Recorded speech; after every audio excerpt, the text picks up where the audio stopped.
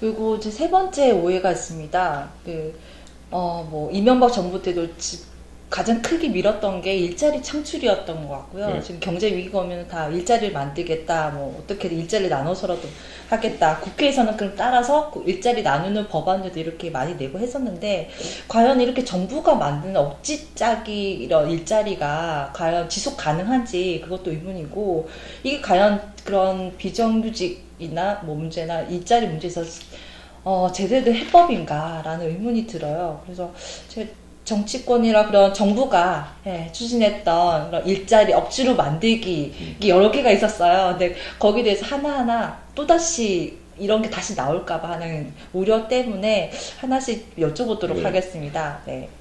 2011년 8월쯤에 청년 의무 고용 할당제라는 게 추진되려고 했었던 것 같아요. 예. 그쵸? 네. 네. 이거는 어떤 건가요? 뭐 쉽게 말씀드리면 한 네. 100인 이상 되는 기업에 네. 전체 근로자 중에 뭐 법안에 따라서 다르지만 한 2.5%에서 5% 정도를 네. 청년으로 고용을 해라. 아, 그러면 청년 실업이 굉장히 그 해결이 되지 않을까 그 하는 법으로. 생각이죠. 뭐 경제학에서 가장 기본적인 게 할당하면 굉장히 네. 비효율적인 사건들이 발생을 합니다. 네. 근데 이 청년 의무 고용 할당 이 상당히 말만 들어도 좀 그런데 이 제도가 도입된 그 배경을 보면 네. 벨기에에서 로제타 플랜이라는 거 하나 했었어요. 이거랑 똑같습니다, 내용이. 그런데 네. 단지 뭐 규모가 벨기에가 우리나라보다 네. 좀 작으니까 50인 이상 기업에. 그런데 이제 문제는 벨기에와 우리나라의 노동시장, 특히 청년 노동시장이 너무너무 다른데 그거는 감안하지 않고 야 이렇게 멋있는 법이 있구나 하고 아마 도입을 한 것 같아요. 벨기에는 가장 대표적으로 저학력 청년층의 실업이 심각한 나라입니다. 대학 진학률이 30%밖에 안 돼요. 우리는 70, 80%고. 그렇죠. 우리나라의 청년 네. 실업의 대부분은 고학력자들입니다.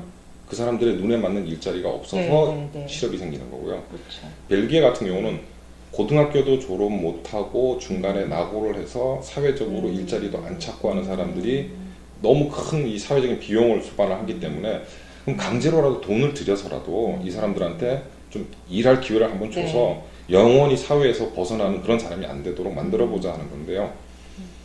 우리 플란다스 얘기하죠. 네. 벨기에 북쪽 지방을 플랜더스라는 지방입니다. 거기는 그 네덜란드 핏줄의 사람들이 많아서 굉장히 상업적으로 활발한 동네예요. 그래서 실업률도 낮았어요. 근데 그 밑에 남쪽은 왈로니아라고 해서 프랑스어를 쓰는 사람들인데 이쪽은 주로 농업 또 뭐 서비스업 이런 게 많았는데 실업률이 높았어요. 그래서 지역적으로도 전체를 다 한 게 아니고 일부 지역에 국한을 했고 처음에 또 뭐 나이 19살부터 뭐 20몇 살 청년 전부 네. 다를 했더니 어떤 일이 벌어졌냐면 일자리가 많이 생겼어요. 네. 그런데 다 고학력 청년들만 그 일자리를 가져가는 거예요. 그러니까 실제로 이 법을 통해서 보호하려고 했던 사람은 저학력 청년들이었는데 일자리를 가져간 사람은 고학력 청년들이 3분의 2 이상을 가져갔어요. 그런 비용이 생기다 보니까 벨기에도 이건 아니다. 네. 그래서 어떻게 했냐면 점점 대상을 줄입니다. 그래서 결국은 2005년, 7년 넘어가서는 고등학교 졸업 못한 사람들까지도 이렇게 범위를 줄이고 굉장히 제도를 수정을 했습니다. 근데 그거는 보지 않고 2000년에 벨기에가 네. 로제타 플랜이라는 걸 했는데 네. 뭐 효과가 좀 있었대더라 네. 라는 얘기만 듣고 아마 그렇게 하시는 것 같은데 부작용이 상당히 클 가능성이 크고요. 네. 한마디로 말씀드리면 저학력 청년층에 대해서 오히려 역차별을 할 가능성이 충분히 있다. 그렇겠네요. 네. 그리고 지금 뭐 청년 실업 얘기가 나와서 한 말씀 더 드리면 청년 의무고용 할당제보다는 차라리 요즘 우리 흔히 많이 얘기하는 스펙 초월 네. 청년 취업 시스템이라는 것에 대해서 좀 더 진지하게 고민을 해볼 필요가 있을 것 같아요. 지금 정부가 청년들을 데리고 와서 너 여기서 일해 하고 이렇게 주는 것보다는 네. 지금 청년들의 불만 중에 하나가 청년들이 너무 많기 때문에 대기업에 원서를 냈는데 대기업은 뭐 10명을 뽑는데 수천 명이 들어오면 그 서류 다 보기 힘들거든요. 그래서 비용을 줄이기 위해서 보는 것이 어느 학교를 나왔을까? 어떤 자격증을 가지고 있나? 이런 걸 보는 거라고요. 근데 거기서 열정도 있고 능력도 있는데 학교가 조금 다른 낮은 학교다. 또는 자격증이 없다. 그러면 공정하게 시합할 기회조차 이제 못 얻는 경우가 많거든요. 그런 경우는 막을 수가 있습니다. 스펙 초월 그 청년 취업 시스템이라는 게 그런 거 안 보고 모든 청년들을 뽑아서 이 중에서 전문가들이 평가했을 때 열정과 능력이 있다고 판단되는 사람은 학력, 스펙 이런 거 안 보고요. 뽑아서 인력 풀을 만들어 놓으면 그러면 기업이 그 중에서 뽑아가는 거죠. 이렇게 되면 어떻게 보면 청년 노동 시장에 상당히 공정한 룰 그런 게 들어갈 수 있는 새로운 기회가 충분히 될 수 있는데 그것도 이제 좀 좋은 방향으로 이제 진행이 되면 되는데 또 정부나 또 국회 입장에서는 네. 또 결실이 중요하다 보니까 네. 스펙 초월 청년 취업 시스템을 만드는 것 플러스 거기다가 그 친구들을 어떻게 강제로 쫙 이렇게 네. 여기다가 해볼까 하는 생각을 네. 하시는 것 같은데 그거는 또 부작용이 생깁니다. 그러니까 가급적이면 네. 공정한 룰에 의해서 청년들이 서로 경쟁을 해가지고 능력 있는 사람이 스펙과는 상관없이 좋은 직장을 차지할 수 있는 그런 어떤 공정한 룰을 먼저 세팅을 하는 게 상당히 중요하지 않나 하는 생각이 듭니다. 국회나 정부나 그런 뭐 정책이나 법안들 내놓고 이게 얼마나 효과적인가를 보기 위해서는 어떤 그런 정확한 그 수치가 필요하기 때문에 그렇게 자꾸 무리한 일들을 벌이는 게 아닌가 하는 생각이 듭니다. 그리고 작년 여름쯤이었네요. 정규직 전환 의무화를 새누리당하고 민주당하고 거의 경쟁적으로 같이 그렇죠. 이렇게 추진했던 것 같아요. 선거철 전에 움직인 예, 느낌이 그렇죠. 드는데요. 네. 그것도 뭐 앞에 청년 의무고용 할당제하고 이 정규직 전환 의무화하는 거하고 네. 공통점이 뭐냐면 의무라는 말이죠. 네, 그러네요. 그러니까 강제적으로 뭘 하겠다는 건데 네. 그 우리나라 그 정규직 비정규직 문제 아까 앞서 말씀드린 것처럼 제일 큰 원인은 기본적인 원인은 정규직을 만드는 게 상당히 어렵고 힘들기 때문에 기업이 조금 기피를 하는 겁니다. 그런 상황에서 비정규직을 쓰지 말라 또는 비정규직을 어느 정도 쓰면 강제로 정규직으로 전환해라 그러면 네. 이 사람들이 전환될까요? 그게 아니고 오히려 그럼 아예 그렇게 될 것 같으면 비정규직을 쓰지 말자 라는 결론이 날 수밖에 네. 없다. 이런 걸 이제 생각을 못 하는데 그러다 보니까 비정규직의 고용이 우선 위축이 되지 않습니까? 그것도 상당히 큰 문제고 또 전반적으로 경제 그 노동시장 고용의 그 경직성이 높아지면은 고용 자체가 좀 위축이 됩니다. 그렇죠. 근데 더 큰 문제는 그 고용이 위축되는 그 나쁜 영향이 골고루 퍼지는 게 아니고요. 특정 계층에만 집중이 돼요. 가장 대표적인 게 여성입니다.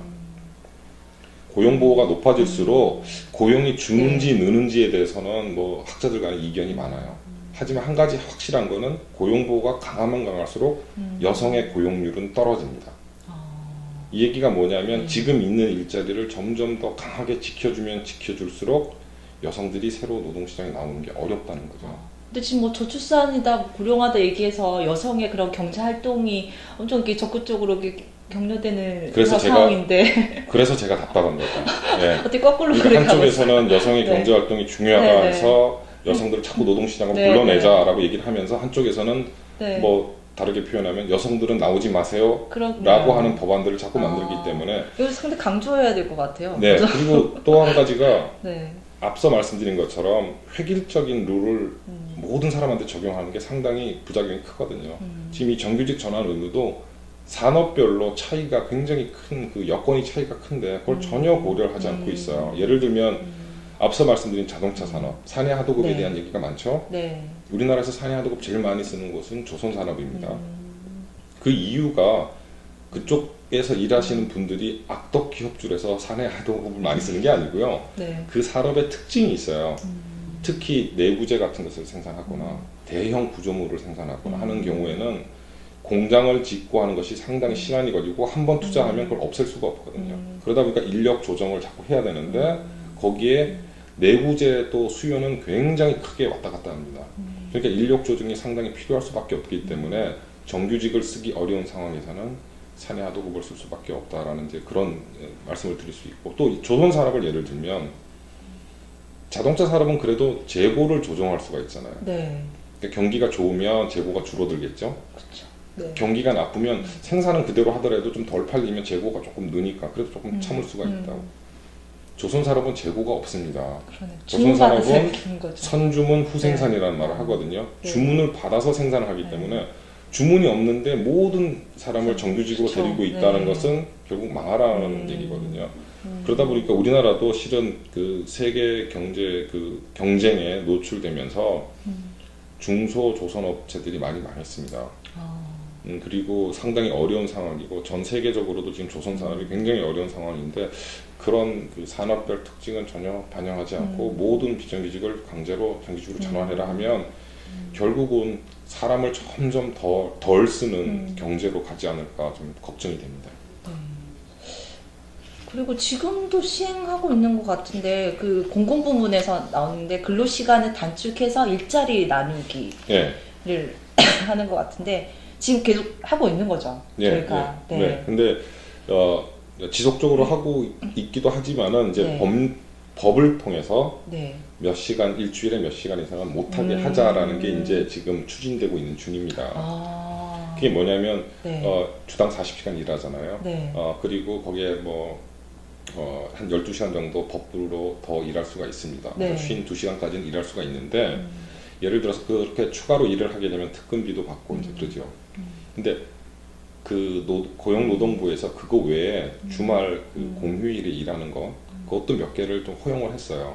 근데 이제 그것 자체도 하지 말자. 그래서 그 앞서 말씀드린 것처럼 40시간 이상 일하는 허용하는 12시간 중에 네. 공휴일에 일하는 것도 다 포함을 시켜서 계산을 하자. 그래서 다 합해서 한 60시간 못하고 52시간까지만 하자. 근데 그 네. 기본적인 생각이 뭐냐면 네.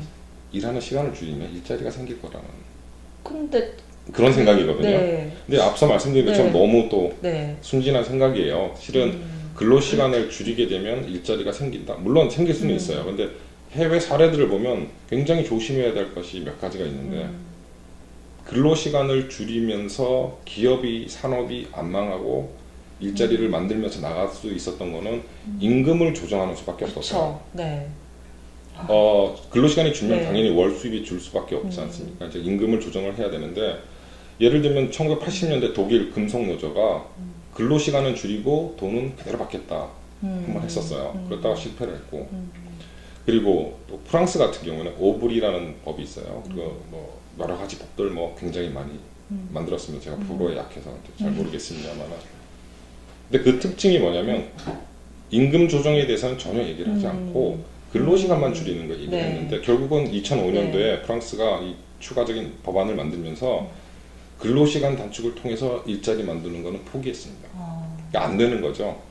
그런데 또 반대로 성공한 케이스를 보면 네. 네덜란드가 대표적입니다. 바세나르 협약을 통해서 근로시간을 줄이고 임금을 조정하고 그 대신에 그 여력으로 여성과 청년을 위한 일자리를 만들었어요. 그런데 이제 특징이 임금을 조정했다는 특징이 있고 네. 네. 또 하나는 장기적으로 일자리를 만드는 정책은 결코 아니다. 이게 위기 시에 일자리가 급격히 주는 거를 막는 방법은 돼도 장기적으로 일자리를 만들어내는 그런 정책은 절대 아니라는 거죠. 가장 대표적인 게 독일 폭스바겐입니다. 근로시간 줄이고 임금 조정해서 네. 사람들 해고할 거를 막았어요. 같이 간 거죠. 그 대신에 조금씩 돈을 덜 벌고 그러다가 경기가 좋아지면서 다시 임금을 올리고 네. 이제 그런 식으로 그러니까 근로시간을 줄이는 것 자체는 일자리를 만드는 정책이 아니고요. 위기 시에 일자리가 급격히 주는 거를 막는 방법이다라고 생각하시면 좋을 것 같아요. 근데 근로시간을 줄이면 당연히 받는 임금을 줄여야 되는데 과연 우리 이 노조들이 찬성을 할지 만약 이 법안을 만약 근로시간 단축의 법안 넣는다면은 진짜 그럼 근로자들도 임금 받는 거를 줄여야 된다 뭐 그런 조항까지도 같이 들어가야 되는 게 맞지 않은가? 물론 그렇게 돼야 네. 되겠죠. 하지만은 이제 네. 지금 현재 우리나라 임금 체계상 네. 상당히 어려운 부분이 많이 있습니다. 그 시간당 임금을 계산 안 하는 경우도 많이 있기 때문에 이제 줄고 또 근로시간을 네, 줄이면 네, 앞서 네. 말씀드린 것처럼 특근비가 줄기 때문에 월 수입이 네. 줄어서 노조 쪽에서도 반대를 하는 경우가 많고 또 정년 연장 통과됐지 않습니까? 네. 정년 연장을 하면서 강조했던 것 중에 하나가 임금을 조정을 해야 된다는 건데 그것도 그쵸. 마찬가지죠. 똑같이 임금 조정이 없이는 고용을 그렇게 쉽게 늘리고 줄이는 게 어렵다. 그런 걸 좀 인식을 해야 될 근데 필요가 임금 있습니다. 조정에 대해서는 그냥 그거는 뭐 노사간에 해결을 해라. 그러니까 이러는 거죠. 국회에서는 네. 법은 하나 만들어 놓고 네. 또 다른 문제를 네. 생산을 해서 기업과 노조에게 던져준 거죠. 이거 가지고 또 한번 싸워보라고. 네. 그러니까 상당히 어떻게 갈등만 보면 계속 만드네요. 갈등만 키운 그런 거라고 보면 되겠습니다. 그렇군요. 그 또 최근에 보면은 국회에서 지금 뭐 비정규직 문제가 있다 보니까 근로자를 보호한다는 그런 명분으로 비정규직 사용 업무 그리고 사용 사유 제한을 둔다는 그런 법이 추진되고 있다고 그렇게 들었어요. 네. 네. 어떤 얘기예요? 그러니까 비정규직 사용에 대해서 규제를 네. 하는 게 크게 두 가지 방식이에요. 하나가 기간에 대해서 제한을 두는 게 있습니다. 네. 그래서 2년. 네네. 또 하나가 사용 사유나 사용 목적에 대해서 제한을 두는 겁니다. 근데 지금 예를 들면 기간제 근로자 같은 경우에는 네. 종전의 기간 제한이 이제 2년이었습니다. 근데 여기에 추가적으로 기간 말고 사용 사유도 제한을 해요. 그래서 아무 데서나 못 쓰게 하고 출산이나 뭐 이런 걸로 여성 직원이 예를 들어 휴직을 했다. 그래서 결혼이 생겼다. 그때만 비정규직 그때만 쓸 쓸 수 수 있도록. 있고 또는 뭐 계절적인 작업이 있지 않습니까? 네. 뭐 봄에서 시작해서 여름 끝날 때까지만 하는 네. 작업이 있다. 그럼 그런 데만 쓸 수 있게 만드는 거죠. 그러니까 점점 비정규직을 못 쓰게 만드는 거죠. 그런데 또 한 가지 파견법도 마찬가지예요. 네. 지금 현재 파견은 기간도 2년으로 제한되어 있고요. 네. 사용할 수 있는 업종도 32개인가로 제한이 되어 있어요. 근데 여기에 또 그 결혼이 생겼을 때만 쓸 수 있고 뭐 이런 추가적인 제한을 더 가하자는 건데 네. 앞서 말씀드린 것처럼 이렇게 제한을 가하면 가할수록 정규직이 많이 생길 거라는 단순한 어쩌면 너무 순진한 생각 때문에 이런 법이 자꾸 나오는 것 같은데 그렇게 되면 점점 노동력을 덜 쓰는 방향으로 가기 때문에 점점 고용이 위축될 수밖에 없는 그런 우려가 있습니다. 그렇죠. 고용이 위축되면은 지금 같은 그 경기 침체기에는 오히려 그런 구직을 또 포기하는 그런 단년자들이 또 더 네, 많아지지 그렇죠. 않을까. 그래서 또 그런 지금 뭐 명의퇴직하신 분들 많지만은 우리나라가 너무 자영업이 네. 자영업자가 너무 많다. 근데 대부분 좀 못 사는 나라들라든가 이런 데 자영업자가 많다. 그러니까 정규직 그런 근로자에 대한 고용 보호가 강한 쪽이 자영업자가 많다. 많죠. 이렇게 연결될 수 있는 네, 건가요? 그렇죠. 그럼 우리나라가 딱 그 케이스로 지금 가고 있는 그렇죠. 거네요. 또 뭐 네. 약간 다른 얘기긴 하지만 네. 서비스 산업 같은 경우를 보면 네. 제조업에서 방출된 인력이 서비스업으로 간다고요. 근데 우리나라 서비스업이 서비스업 고용 비중은 OECD 평균하고 거의 같아요. 그러니까 뭐 서비스업이 특별히 많거나 네. 적은 건 아닌데 문제는 서비스업 안에 도소매, 음식, 숙박에 있는 분들이 3분의 1 이상이에요. 너무 많아요. OECD 네. 국가들 쭉 이렇게 세어보면 최근 OECD 국가 중에서 좀 문제 많았던 나라들 멕시코, 터키, 그리스 다음 우리나라예요. 근데 그 이유가 조금 보시면은 우리나라가 도소매 음식 숙박업을 잘해서가 아니에요. 네. 일자리 도소매 음식 네. 숙박업을 제외한 나머지 서비스 업종 네. 있지 않습니까? 거기에 진입 장벽이 많이 있어요. 그러니까 제조업에서 나와서 글로 가고 싶은데 못 가는 거예요. 그러니까 그쪽에 그만큼 일자리가 안 생기는 거죠. 그러니까 어쩔 수 없이 동네에서 호프집을 만들고 뭐 이렇게 하는 그렇죠. 것처럼 자영업으로 가면서 도소매 음식 숙박업으로 자꾸 몰리는 거죠. 네, 그렇구나. 그러면 마지막 오해가 있는데 흔히들 보면은 실업률이 낮아졌다 이렇게 얘기하면 경기가 좋아졌네 뭐 이런 해석을 많이 네, 해요. 근데 그렇죠. 과연 이게 맞는 얘기인가 좀 궁금합니다. 네. 실업률이 가진 맹점 중에 하나죠. 네. 실업률이라는 걸 정의를 딱 보시면 알 것 같아요. 실업률이라는 게 쉽게 말씀드리면 경제 활동을 하는 사람들 중에서 네. 일자리가 없는 사람이 얼마큼 있느냐 이제 그걸 보는 거거든요. 근데 그 경제 활동을 하는 사람 안에는 일자리가 있던 없던 상관없이 일할 의사만 있으면 다 네. 되는 겁니다. 예를 들면 일할 의사가 있는 사람이 100명이 있는데 그 중에 10명이 일자리가 없어요. 그럼 실업률이 10%잖아요. 네. 그런데 경기가 너무너무 안 좋아졌어요.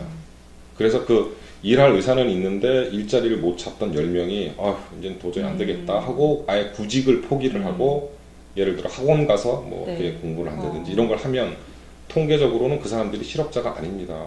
그렇죠. 구직 의사 구직 없으니까. 의사를 포기를 했거든요. 네, 네, 구직을 포기했기 때문에 그럼 그 사람들이 빠져나오면 그 나라는 실업률이 0%가 돼요. 왜냐하면 일할 의사가 있는 사람이 줄었잖아요. 네. 그러니까 그런 실업률의 맹점이 있어서 미국도 그렇고 일본, 우리도 뭐 마찬가지지만 대체 지표들을 같이 보완해서 봅니다.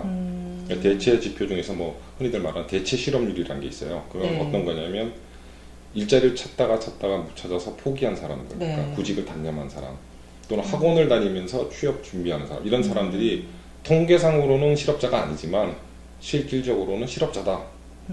그렇게 간주를 하고 실업률을 계산을 합니다. 그러니까 상당히 경기에 그 왔다 갔다 하는 걸 잘 반영하거든요. 그래서 그런 걸 이제 보는 경우도 있고, 네. 뭐 여러 가지 뭐 보완할 수 있는 방법이 많이 있습니다. 네. 그렇게 말씀을 쭉 듣다 보니까 그러면 지금보다 우리가 경기가 좀 좋아졌을 때 그러면 일자리가 더 많이 만들어지겠네? 라는 생각들을 많이 하시지만은 사실은 그게 뭐 노동시장의 유연성 문제라든가 아니면 고용보호를 어느 정도까지 해주느냐 뭐 그런 상황에 따라서 그런 제도적인 요소에 따라서도 이제 고용이 증감이 많이 이렇게 왔다 갔다 하는 것 같습니다. 그래서 어떻게 보면 비정규직 문제 정말 이런 뭐 일자리 뭐 나누기 법안을 만들고 뭐 정책을 쓰고 이런 단순하게 해결될 수 있는 게 아니고 거의 고차망정식을 푸는 것 더 어려운 거의 100년 후에나 풀 수 있는 그런 수학 문제가 아닌가라는 생각이 들고 네, 그래서 박사님 그 노동 경제 네, 학자로서 그럼 지금 비정규직 문제를 어떻게 풀어야 할지 어떻게 바라봐야 될지 네 마지막으로 잘 말씀해 주십시오. 제일 어려운 부분이 왔네요. 네. 근데 기본 원칙은 저는 이렇게 생각합니다. 불합리한 차별은 시정을 해야 됩니다. 하지만 합리적인 차이는 인정을 해야 됩니다. 그리고 또 하나는 비정규직이 남용되는 여건은 만들면 안 되겠죠. 그 세 가지를 생각하시면 좋을 것 같은데 불합리한 차별을 시정한다는 게 자체가 능력 있는 비정규직 근로자한테 근로 여건, 근로 기회를 뺏는 것도 차별이고요. 생산성에 맞지 않는 급여를 주는 것도 차별입니다. 그거는 맞습니다. 그거는 이제 비정규직의 임금을 올리고 근로 여건을 개선하는 그런 방식으로 접근을 하면 근로자들의 근로 여건이 좋아지면서 월 수입도 늘어나고 근로할 수 있는 기회도 많아지고 하기 때문에. 하지만 앞서 말씀드린 것처럼 비정규직을 못 쓰도록 자꾸 조이게 되면 상당한 부작용이 발생을 하게 됩니다. 그래서 기본적으로 불합리한 차별은 시정을 하되 비정규직 사용은 자유롭게 할 수 있는 여건을 만들면 단순히 비정규직이 임금이 싸다고 해서 남용하는 일도 발생하지 않을 거고요. 비정규직 근로자 중에서 일하고 싶어하는 비정규직 근로자의 고용 기회를 뺏는 일도 없을 거고 경제 전체의 일자리 창출 능력도 크게 훼손되지 않을 거고 그래서 유럽연합에서도 최근 파견 근로자에 대해서 그런 입장을 취하고 있어요.